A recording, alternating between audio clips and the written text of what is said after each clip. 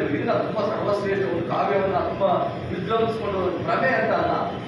ಯಾವುದೇ ಒಂದು ಬರಹಕ್ಕೆ ಒಂದು ದಾಖಲೀಕರಣಕ್ಕೆ ಇವತ್ತು ಮಹತ್ವ ಸಿಗದೇ ಇಲ್ಲ. ಇವತ್ತು ಪುಸ್ತಕ ರಿಲೀಸ್ ಮಾಡಿದೀವ, ಅದೊಂದು ಫೋಟೋ ಹೊಡ್ತಿದ್ರಲ್ಲ, ಕುತೂಹಲ ಏನು, ನಾಳೆ ಬೆಳಗ್ಗೆ ಬಂದು ಪೇಪರ್ ಅನ್ನು ಫೋಟೋ ಬರುತ್ತೆ, ಅಷ್ಟೇ ಮುಗೀತು. ಅದಕ್ಕೇನು ಮಹತ್ವ ಇರೋದಿಲ್ಲ.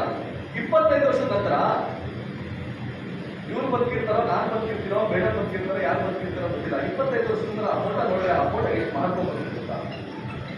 ಯಾವುದೇ ಒಂದು ದಾಖಲೆ ಸಾಹಿತ್ಯಕ್ಕೆ ಮಹತ್ವ ಬರೋದು ಆ ಕಾಲಘಟ್ಟಕ್ಕಲ್ಲ, ಆ ದಿನ ಅಲ್ಲ. ಎಲ್ಲಾ ಬರವಣಿಗೆಗಳ ಮಹತ್ವ ಸಿಗದೆ ಆ ಕಾಲ ಮೀರೋದ್ಮೇಲೆ, ಆ ತಲೆಮಾರು ದಾಟೋದ್ಮೇಲೆ, ಹಂಸವ್ಯರ ಬಗ್ಗೆ ಬಹಳ ಜನಕ್ಕೆ ಅವರ ಮಹತ್ವಗಳು ಗೊತ್ತಿಲ್ಲ. ನೋಡಿಯಪ್ಪ, ಅವ್ರು ಸತ್ತೋದ ಮೇಲೆ ಮಾತಾಡ್ತಾರೆ, ಅವ್ರು ಸತ್ತೋದ ಮೇಲೆ ಅವ್ರ ಕಾವ್ಯಗಳು ಮಾತಾಡ್ತಾರೆ ಬಗ್ಗೆ ಚೆನ್ನಾಗಿರ್ಲಿ ಹೇಳ್ತಾರೆ. ನೋಡಿಯಪ್ಪ, ದೀಪಕ್ ಪತ್ರಕರ್ತಾಗಿ ನನ್ನ ಶ್ರಮ, ನನ್ನ ಹೋರಾಟದ ಹಾದಿ ಏನು ಅಂತ ನನಗೆ ಒಬ್ಬನಿಗೆ ಗೊತ್ತು. ಪತ್ರಿಕೋದ್ಯಮ ಅಂತ ಅನ್ನೋದು ಇವತ್ತು ಕೂಡ ಶೋಷಿತ ಸಮುದಾಯಕ್ಕೆ ಎಟುಕಲಾಗದ ಸುಮಾರು. ಇವತ್ತು ಕೂಡ ಪತ್ರಿಕೋದ್ಯಮವನ್ನ ನಾವು ಏನಾದರೂ ನಾಯಕತ್ವ ವಹಿಸ್ಕೊತೀವಿ, ಅದರ ನಿರ್ಣಾಯಕ ಸ್ಥಾನದಲ್ಲಿ ನಾವು ಕುತ್ಕೊಳ್ಳೋಕೆ ಇದೆಯಲ್ಲ, ಅನ್ಸ್ಕೊಂಡ್ರೆ ಮಾಡ್ಲಿಕ್ಕೆ ಸಾಧ್ಯ ಇಲ್ಲ. ಮೈಸೂರು ಜಿಲ್ಲಾ ಪತ್ರಕರ್ತರ ಸಂಘಕ್ಕೆ 90 ವರ್ಷಗಳ ಇತಿಹಾಸ ಇದೆ. ಆದ್ರೆ ಏಕೈಕ ಅಸ್ಪೃಶ್ಯ ಮೈಸೂರು ಜಿಲ್ಲಾ ಪತ್ರಕರ್ತರ ಅಧ್ಯಕ್ಷ ಆಗಿರೋದು. ಆ ಅಧ್ಯಕ್ಷ ಸ್ಥಾನವನ್ನು ಪಡ್ಕೊಳ್ಳಿಕ್ಕೆ 28 ವರ್ಷ ವೃತ್ತಿಯ ಬದ್ಧತೆ, ಪ್ರಾಮಾಣಿಕತೆ, ನಾವು ನಡೆದುಕೊಂಡಾಗಿ ನಮ್ಗೆ ಆಗೋದು ನಮ್ಗೊಂದು. ಅದನ್ನ ಗುರುತಿಸ್ತಾ ಇಲ್ಲ ಅಂತ ಹೇಳಿ ದುಃಖ ಪಡ್ಬೇಕಾಗಲ್ಲ. ಗುರುತಿಸ್ತಾರೆ ಯಾವಾಗ ನಾವೆಲ್ಲ ಸತ್ತ ಮೇಲೆ ಇರ್ಲಿ, ಅದು ಬೇಕು. ಅಟ್ಲೀಸ್ಟ್ ಆಗ್ಲಾದ್ರು. ಯಾಕಂದ್ರೆ ನಾವೆಲ್ಲ ಕೆಲಸ ಮಾಡ್ತಾ ಇರೋದೇ ಏನಂದ್ರೆ, ನಾವು ಸತ್ತ ಮೇಲೆ ಬದುಕೋಸ್ಕರ ಕೆಲಸ ಮಾಡ್ತಿರೋದು, ಬದುಕಿದಾಗೆ ಸತ್ತಂಗಿರ್ಬೇಕಲ್ಲ. ಇವತ್ತು ಅವರ ಕವನ ಸಂಕಲನ ಇದೆಯಲ್ಲ, ಬ್ಯೂಟಿಫುಲ್ ಆಗಿ ಮಾತಾಡ್ಸ್ಕೊಂಡು ಅವ್ರ ಅಸ್ಮಿತೆ ಅದು. ನಾಳೆ ಅವ್ರು ಇವತ್ತು ಬರ್ದಿದಾರಲ್ಲ, ಇವತ್ತು ಅವ್ರು ಹುಟ್ಟಿರೋದು. ಇವತ್ತು ಕಾವ್ಯ ಬಿಡುಗಡೆ ಮಾಡಿದೀವಲ್ಲ, ಅವರ ಜನನ ಆಗಿರೋದು ಇವತ್ತು. ಇನ್ನು ಇದಕ್ಕೆ ಮರಣನೇ ಇಲ್ಲ, ಈ ದಾಖಲೆಗೆ ಮರಣನೇ ಇಲ್ಲ. ಆ ದೃಷ್ಟಿಯಿಂದ ಇವತ್ತು ಯುವ ಬರಹಗಾರರು, ನನ್ನ ಸಮುದಾಯದ ಬರಹಗಾರರು ಒಂದು ಒಳ್ಳೆ ಬೆಳವಣಿಗೆಯೂ ಆಗ್ತಾ ಇದೆ. ಮತ್ತು ಇನ್ನೊಂದು ನಾವು ಚಿಂತಿಸಬೇಕಾದಂಥ ಸಂಗತಿಯೂ ಇದೆ. ಬರಹ ಮತ್ತೆ ಓದುವ ಕಡೆಗೆ ನಮ್ಮ ಸಮುದಾಯ ಇದೆ, ಇಲ್ಲ ಅಂತಲ್ಲ. ನಾವು ಬಹುಶಃ ಇಡೀ ಸಮಾಜದಲ್ಲಿ ವ್ಯವಸ್ಥೆ ಒಳಗಡೆ ದಲಿತರಿಗೆ, ಶೋಷಿತರಿಗೆ ಒಂದು ಹಸಿವಿದೆ, ಅಕ್ಷರದ ಹಸಿವು, ಓದುವ ಹಸಿವು, ಬರೆಯುವ ಹಸಿವು ಯಾರೂ ಇಲ್ಲ. ತುಂಬಾ ಬರಿತಾ ಇದ್ದೀವಿ, ತುಂಬಾ ಓದುವಂತ ಕೆಲಸಗಳಾಗ್ತಾ ಇದೆ. ಆದ್ರೆ ಸಾಕಾಗ್ತಾ ಇಲ್ಲ. ಇವತ್ತಿನ ಪರಿಸ್ಥಿತಿಗೆ ಸಾಕಾಗ್ತಾ ಇಲ್ಲ. ಹೆಚ್ಚು ಬರೀಬೇಕು. ಇವತ್ತು ಸಾಮಾಜಿಕ ಮಾಧ್ಯಮದಲ್ಲಿ ಗಮನಿಸಿದ್ರೆ, ಇಲ್ಲ ಒಂದು ಮಾದೇಸ್ವಾಮಿ ಬರೀತಾ ಇದ್ದಾರೆ, ಇಲ್ಲ ಒಂದು ಸೋಮಶೇಖರ್ ಅವರು ಬರೀತಾ ಇದ್ದಾರೆ, ಇಲ್ಲ ದೀಪಕ್ ಎಲ್ಲರೂ ಕಡೆ ಯಾವ ಸಂದರ್ಭದಲ್ಲಿ ಆತನ ಬರೀತಾರೆ, ನಮ್ಮ ಸೋಮಯ್ಯ ಮನೆಯವರು ಪುಸ್ತಕ ಬರೀತಾರೆ, ಅನಂತಕುಮಾರ್ ಅವರು ಒಂದಷ್ಟು ಸಾಮಾಜಿಕ ರಾಜಕೀಯ ತಲ್ಲಣಗಳ ಬಗ್ಗೆ ಅದರ ವಿಮರ್ಶೆಗಳನ್ನ ಬರೀತಾ ಇದ್ದಾರೆ. ಅಷ್ಟು ಬಿಟ್ಟರೆ ಇನ್ನೇನಾದ್ರೂ ಹೊಸತನ ಏನಾದ್ರು ನಡೀತಾ ಇದೆ, ಹೊಸ ಬರಹಗಳನ್ನು ಬರ್ತಾ ಇದ್ದಾರ? ಇಲ್ಲ, ಅದಾಗಕ್ಕೆ ಸಾಧ್ಯ ಆಗ್ತಾರ. ಅದು ಹೆಚ್ಚು ಬರಬೇಕು. ಈ ಕೃತಿಯ ಮೂಲಕ ಸ್ಫೂರ್ತಿ ಕೂಡ ಆಗ್ತದೆ.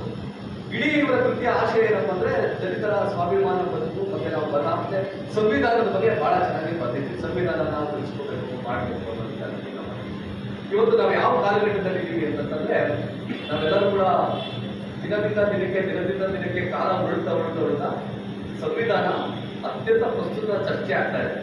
ನೀವು ಯಾವುದೇ ಪತ್ರಿಕೆ ತಗೊಳ್ಳಿ, ಟಿವಿ ತಗೊಳ್ಳಿ, ನಮ್ಮ ಸಮುದಾಯ ಸಂಘಟನೆ ತಗೊಳ್ಳಿ, ಸಂವಿಧಾನದ ಬಗ್ಗೆ ಒಂದು ಚರ್ಚೆ ಇದ್ದೇ ಇರ್ತದೆ. ಸಂವಿಧಾನದ ಅಳಿವು ಮತ್ತೆ ಉಳಿವು, ಸಂವಿಧಾನದ ಮಹತ್ವ ಮತ್ತು ಸಂವಿಧಾನದ ರಕ್ಷಣೆ, ಇದ್ರ ಬಗ್ಗೆ ಚರ್ಚೆ ನಡೀತಾ ಇದೆ. ಇವತ್ತಿನ ಕಾಲಘಟ್ಟದಲ್ಲಿ ಎಷ್ಟು ನಾವು ಸೂಕ್ಷ್ಮವಾಗಿದ್ದೀವಿ ಅಂದ್ರೆ, ಎಲ್ಲರೂ ಕೂಡ ಯಾರು ಕೂಡ ಕಾಮನ್ ಮ್ಯಾನ್, ಎಲ್ಲರಿಗೂ ಬೇಡಿಕೆ ಮೇಲೆ ಕೂತ್ಕೊಳ್ಬೇಕಾದಂತ ಗಣ್ಯರೇ ಈ ಭಾಗದಲ್ಲಿ ಕೂಡ ಕೂತಿರೋದು. ಎಲ್ಲ ಹೋರಾಟ ಮಾಡಿದ್ರೆ ಸಮಾಜದಲ್ಲಿ ಒಂದೊಂದು ಸ್ಥಳಗಳಲ್ಲಿ ಬರ್ತವೆ.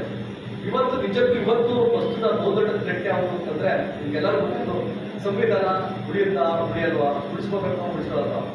ನವೀನ್ ಸಂಗತಿ ಏನಂದ್ರೆ, ಈ ದೇಶದ ಬಹುಜನರನ್ನ 75 ವರ್ಷಗಳ ಕಾಲ ಸ್ವಾಭಿಮಾನ ಬದುಕಿನ ಕಟ್ಟಡಕ್ಕೆ ನೆರವಾದಂತ ಬಾಬಾ ಸಾಹೇಬ್ ಅವರ ಸಂವಿಧಾನವನ್ನ ನಾವಿವತ್ತು ಉಳಿಸ್ಕೋಬೇಕಾದಂತ ಪರಿಸ್ಥಿತಿ ನಿರ್ಮಾಣ ಆಗಿದೆ.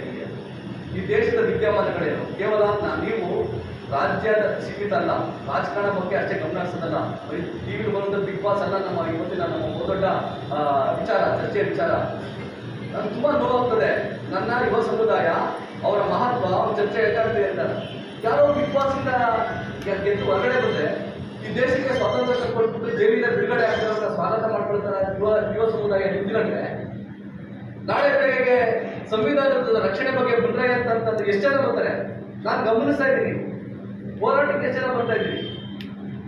ಇವತ್ತು ಕಾನ್ಸ್ಟಿಟ್ಯೂಷನ್ ಬಗ್ಗೆ ಎಷ್ಟು ಜಿಗುಪ್ಸೆ ಬಂದಿದೆ. ನಾವು ಮಾತ್ರ ಯಾರು ದಲಿತರು, ಅದರಲ್ಲೂ ಬಲಗೈನವ್ರು ಮಾತ್ರ ಸಂವಿಧಾನ ಸಂವಿಧಾನ ಸಂವಿಧಾನ ಅಂತ ಹೇಳಿ ಬಾಯಿ ಬಿಡ್ತಾ ಇದೀವಿ ಬಿಟ್ರೆ, ಅದಾಚೆಗೆ ಯಾವ ಸಮುದಾಯಗಳಿಗೆ ನಿಜವಾದ ಇಚ್ಛಾಶಕ್ತಿ ಇದೆ ಸಂವಿಧಾನ ರೂಪಿಸ್ಕೋಬೇಕು ಅಂತ ಹೇಳಿ?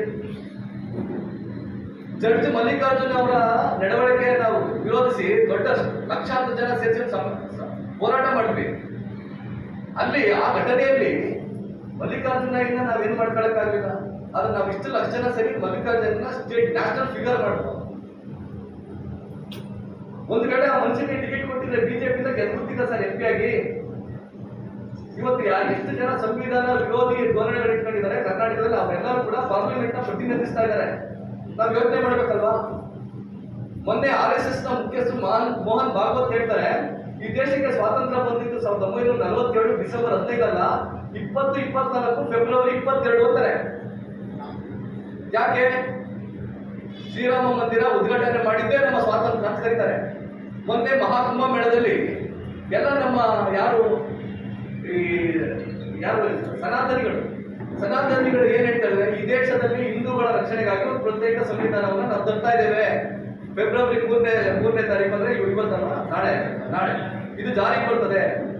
ಯಾವ ತಳಹದಿ ಮೇಲೆ ಹಿಂದೂ ಧರ್ಮವನ್ನ ರಕ್ಷಣೆ ಮಾಡುವಂತ ಸಂವಿಧಾನ ಬರ್ತದೆ ಅಂತ ಹೇಳ್ತಾ ಇದ್ದಾರೆ ಅಂದ್ರೆ, ಒಂದು ಮನುಸ್ಮೃತಿಯ ತಳಹದಿ ಮೇಲೆ, ಇನ್ನೊಂದು ನಮ್ಮ ರಾಮ ಮಂದಿರದ ಶ್ರೀರಾಮನ ಕಲ್ಪನೆ ಮೇಲೆ, ಇನ್ನು ಚಾಣಕ್ಯನ ಅರ್ಥಶಾಸ್ತ್ರದ ಪರಿಕಲ್ಪನೆ ಮೇಲೆ ಹಿಂದೂ ಧರ್ಮದ ಸಂವಿಧಾನವನ್ನ ತರ್ತೀವಿ ಅಂತ ಹೇಳಿದ್ದಾರೆ. ನಾವು ನೆಗ್ಲೆಕ್ಟ್ ಮಾಡ್ಬೇಕಾ? ಬಿಡ್ರಿ, ಅವರೆಲ್ಲ ಮಾತಾಡ್ತಾರೆ, ಯಾವ ತರ್ಕೆಟ್ ಜನ ಮಾತಾಡ್ತಾ ಇದ್ದಾರೆ ಅಂತ ನೆಗ್ಲೆಕ್ಟ್ ಮಾಡೋ ವಿಚಾರ ಅಲ್ಲ ಅದು. ಇದು ಅವ್ರ ಬಾಯಿ ಅಷ್ಟೇ, ಆದ್ರೆ ಮಿದುಳು, ಈ ದೇಶವನ್ನ ಆಳ್ತಾ ಇರೋ ಮಿದುಳು ಅವ್ರ ಬಾಯಿಯನ್ನು ಕೇಳಿಸ್ತಾ ಇರೋದು.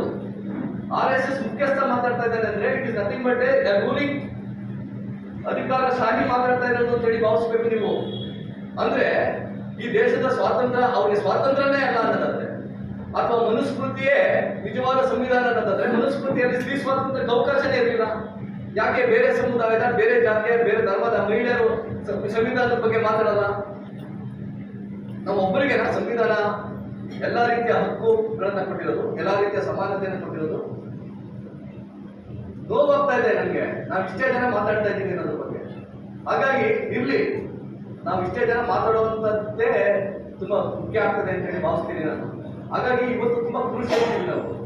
ಕೇವಲ ಪ್ರತಿಭಟನೆ ಜೊತೆಗೆ ಈ ರೀತಿ ಬರಹಗಳು, ಕ್ರಾಂತಿಗಳು, ಸಾಹಿತ್ಯದ ರೂಪದಲ್ಲಿ, ಹಾಡಿನ ರೂಪದಲ್ಲಿ, ಕಾವ್ಯಗಳ ರೂಪದಲ್ಲಿ, ಭಾಷಣಗಳ ರೂಪದಲ್ಲಿ ಇವತ್ತು ಈ ಜನರ ಮನಗೋಗಿರುವಂತ ಜನರನ್ನ, ಜಡತ್ವಕ್ಕೆ ಬಂದಿರುವಂತ ಜನರನ್ನ ಸಫಸ್ಟಿಕೇಟೆಡ್ ಆಗ್ಬಿಟ್ಟು, ಜಡತ್ವ ಬಂದಿತ್ತು ಒಂದು ಕಾಲದಲ್ಲಿ, ಈಗ ಸಫಸ್ಟಿಕೇಟೆಡ್ ಆಗ್ಬಿಟ್ಟಿದೀವಿ ನಾವು, ಪಾಲಿಶ್ ಆಗ್ಬಿಟ್ಟಿದೀವಿ. ಪಾಲಿಶ್ ಆಗಿರೋರ್ನ ಇವತ್ತು ನಾವು ಮತ್ತೆ ಮೂಲ ಸ್ವರೂಪಕ್ಕೆ ತರೋದು ತುಂಬಾ ಕಷ್ಟ ಆಗ್ತಾ ಇದೆ. ಬಹಿರಂಗವಾಗಿ ನಿಂತ್ಕೋತಾ ಇಲ್ಲ, ಬಹಿರಂಗವಾಗಿ ಮಾತಾಡ್ತಾ ಇಲ್ಲ. ಹಿಂದೆ ನಿಂತಿರ್ತೀವಿ ಮಾಡಿ ಅಂತಾರೆ. ಇಷ್ಟೇ ಜನ ಯಾರು ಕೂತಿದ್ರೆ ಎಷ್ಟೇ ಜನ ಮಾತಾಡ್ತಾ ಇರೋದು ಕಳೆದ 10-15 ವರ್ಷದಿಂದ. ಏನೇ ಸಮುದಾಯ ವಿಚಾರ ಬರಲಿ, ಪುರುಷೋತ್ತಮ ಅವರೊಬ್ಬರನ್ನ ಅಸ್ತಮ ಮಾಡ್ಕೊತಾರೆ, ಸ್ವಲ್ಪ ಕೂಗಾಡ್ತಾರೆ, ಕಿರ್ಚಾಡ್ತಾರೆ, ಬಾಯಿ ಬಂದ ಮಾತಾಡ್ತಾ ಇರ್ತಾರೆ. ಈ ಮಾತಾಡೋಣ ನಾವು ಬಿಟ್ಟಿರ್ತೀವಿ ದಿನ ಪ್ರೆಸ್ ಮೀಟ್ ಮಾಡಿ ಬಾಯಿ ಬಂದ ಹೋಯ್ತಾ ಇರ್ತೀವಿ ಅಲ್ವೇ? ಅಂದ್ರೆ ನಾವೇನಾಗಿದೆ, ನಮ್ಮಲ್ಲೂ ಕೂಡ ಹೊಸ ಹೊಸ ಆಲೋಚನೆಗಳು, ಹೊಸ ಜನ ಬಂದು ಚಳುವಳಿಗಳಿಗೆ ಭಾಗವಹಿಸ್ತಾರೆ. ಹೊಸ ರಕ್ಷಣೆ ಬಂದಿಲ್ಲ, ಹೊಸ ನೀರೇ ಹರಿದಿಲ್ಲ ಚಳುವಳಿಗೆ. ಆ ಹೊಸ ನೀರು ಹರಿಯುವಾಗೆ ಹೊಸ ಜನರು ಚಳುವಳಿಗೆ ಗುಂಪಾಗೆ ಎಲ್ಲರೂ ಕೂಡ ಮಾತನಾಡುವಾಗೆ ಪ್ರೇರೇಪಿಸಬೇಕಾಗಿರೋದು ಇಂತಹ ಕಾವ್ಯಗಳು, ಬರಹಗಳು, ಭಾಷಣಗಳು ಪ್ರೇರೇಪಣೆ ತರಬೇಕಾಗ್ತದೆ. ಆ ನಿಟ್ಟಿನಲ್ಲಿ ಗಂಗಾಧರವರು ತುಂಬಾ ಅದ್ಭುತವಾದ ಕೆಲಸ ಮಾಡಿದ್ದಾರೆ. ಅವರ ಅಸ್ಮಿತೆಯನ್ನು ಇವತ್ತು ಕಾಪಾಡ್ಕೊಂಡಿದ್ದಾರೆ. ಅವ್ರು ಇನ್ನಷ್ಟು ಪರಿಸ್ಥಿತಿಗೆ ಸಮಾಧಾನ ಮಾಡ್ಕೊಬೇಡಿ. ನಿಮ್ಮಲ್ಲಿ ತುಂಬಾ ಇದೆ ಬರವಣಿಗೆ ಇದೆಯಲ್ಲ, ಅದು ಬಿಟ್ಬಿಡಿ. ನಿಮ್ಗೆ ಏನು ಅನ್ಸುತ್ತೆ ಬರೀರಿ, ಅದು ಅದನ್ನೇ ನೋಡ್ಕೊಳ್ಳೋಣ. ನಾನು ಮಾನ್ಯಸ್ವಾಮಿಯವರೆಲ್ಲ ಅದಕ್ಕೆ ಏನು ಕೊಡ್ಬೇಕು ಅಂತ ಕೊಡ್ತೀವಿ. ಅದೇ ನನ್ನ ಭಾಷೆನ ಅಷ್ಟೇ ನಾನು ತಿದ್ಬೋದು, ನಿಮ್ಮ ಭಾವನೆ ಅಂತೂ ನಿಮ್ಮ ಸ್ವಂತಿಕೆ. ಅದು ನೀವು ಕಂಡಂತ ಚಳುವಳಿಯನ್ನ ನಾನು ಕಾಣ್ಲಿಕ್ಕೆ ಆಗೋದಿಲ್ಲ. ನಿಮ್ಮ ದೃಷ್ಟಿಕೋನನೇ ಏನು ಅನ್ಸುತ್ತೆ ಬರೀರಿ. ಅದಕ್ಕೆ ನಾವು ರೂಪವನ್ನ ಕೊಡ್ತೇವೆ, ದಾಖಲೆ ಆಗ್ಬೇಕು. ಕಾರಣ ಯಾಕೆ ಅಂತಂದ್ರೆ, ಇವತ್ತು DSS ನಲ್ಲಿ ನೀವೆಲ್ಲ ಸ್ನೇಹಿತರಿದ್ದೀರಿ, ಎಲ್ಲರೂ ಮಾತಾಡ್ತಾರೆ. ನಮ್ಮ ಕಾಲದಲ್ಲಿ ಹೆಂಗಿತ್ತು ಗೊತ್ತಾ? ಬರಿಗಾಲಲ್ಲಿ ಇಟ್ಟಿದ್ದು ಗೊತ್ತಾ? ಯಾವ್ದೋ ಮನೇಲಿ ಹೋಗಿ ನಿಂತಿಸ್ಕೊಂಡು ಮುಂದ್ಕೊಂಡು ಹೋಗ್ತಿದ್ದು ಗೊತ್ತಾ? ಪಳ್ಳೆ ಕಳಿಸ್ಕೊಂಡು ಪಟ್ಕೆ ಮರಿಕೊಂಡು ಹೋರಾಟ ಮಾಡಿದ್ದು ಗೊತ್ತಾ? ಆಯ್ತು, ಮಾಡ್ತಿದ್ವಿ ಸರಿ, ನನಗೆ ಹೇಳ್ತಾ ಇದ್ರಿ, ಗೊತ್ತಾಗಲ್ಲ ಹೇಗೆ? ಬರೀರಿ, ಬರಿಬೇಕು. ಬರೀ ನಾವು ಕಟ್ಟೆ ಕುತ್ಕೊಂಡು ಮಾತಾಡಿದ ತಕ್ಷಣ ಇತಿಹಾಸ ದಾಖಲೆ ಆಗೋದಿಲ್ಲ. ಈಗ ಈಗ ಕಟ್ಟೆ ಮಾತುಗಳಿಗೆ ಯಾರು ಪುರಸ್ಕಾರ ಕೊಡೋದಿಲ್ಲ. ಈಗ ಏನೇನು ಡಾಕ್ಯುಮೆಂಟೇಶನ್, ಆ ಡಾಕ್ಯುಮೆಂಟೇಶನ್ ಮಾಡೋ ಕಡೆಗೆ ನಾವೆಲ್ಲ ಪ್ರಾಮಾಣಿಕವಾದಂಥ ಪ್ರಯತ್ನ ಮಾಡೋಣ ಅಂತ ಹೇಳಿ ನಿಮ್ಗೆಲ್ಲರಿಗೂ ಒಂದ್ಸಿ ನನ್ನ ಮಾತನ್ನು ಮುಗಿಸ್ತೇನೆ. ನಮಸ್ಕಾರ, ಥ್ಯಾಂಕ್ ಯು.